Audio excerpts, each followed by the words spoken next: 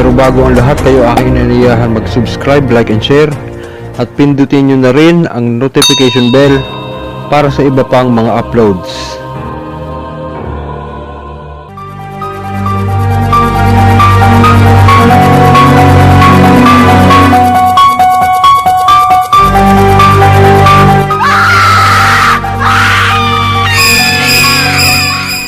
Ayun, magandang araw po sa lahat.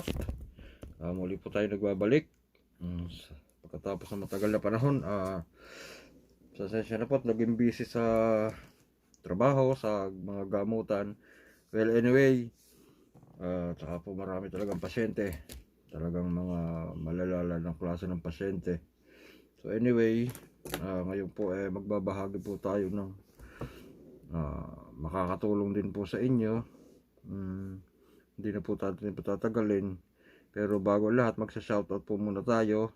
Shoutout kay Bruce Lim. Shoutout kay Jan Angelo Zape. Shoutout kay Rodolfo Buhian. Kay Lord Tubi, shoutout. Leo Dapat, shoutout. Andrea Bioyos, shoutout. Precious Ramos, shoutout. Emmanuel Dado, shoutout.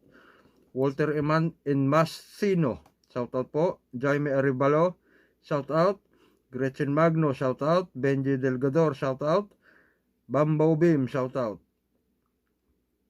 Cecil Reyes, shoutout. And then Richard Pulido, shoutout.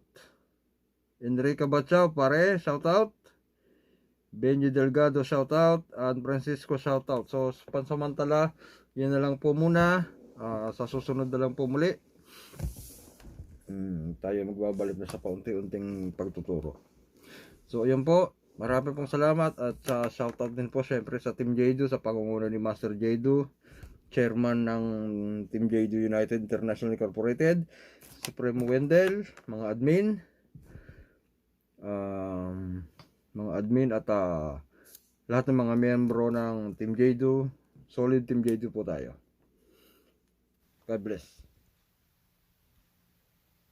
Ito po ay ang panalangin para sa mga espiritu, mga mabubuting espiritu na gumagabay sa atin, na tumutulong sa ating mga panggagamot, sa ating mga pang-araw-araw na gawain, sa ating buhay.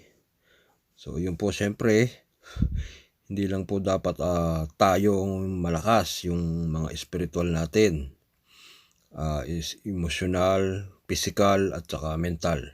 So syempre kailangan po malakas din at makapangyarihan din ang ating mga gabay.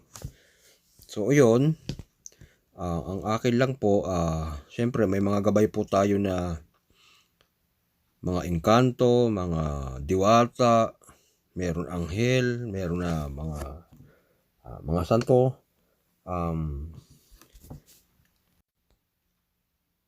Hindi naman po sa kinokontra kayong iba, pero karamihan sa atin ay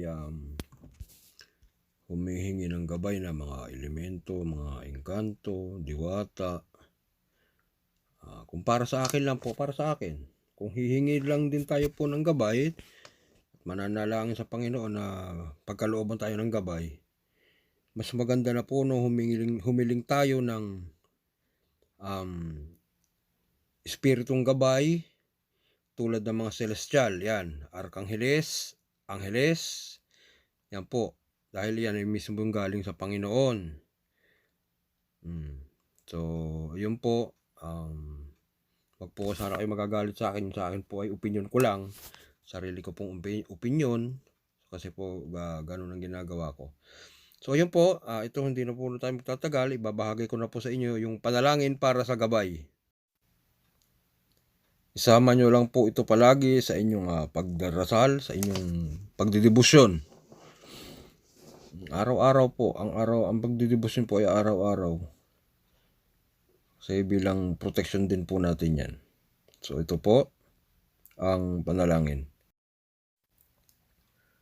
O makapangyarihang Espiritu na nagbabantay at tumutulong sa akin, nawa ang awa at kapangyarihan na ipinagkaloob sa inyo ng ating Ama na nasa langit ay mapanatiling dalisay.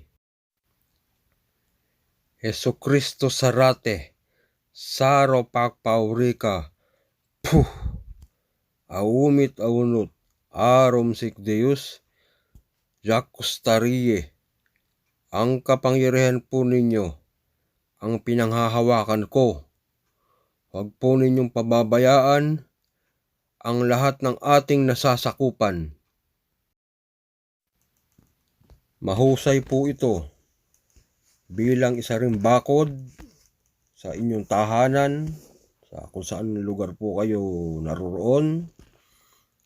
At lagi lang pong isama sa debosyon. Yun lamang po. Maraming salamat. Pagpalain po tayo ng Panginoon Diyos Amang may lalang.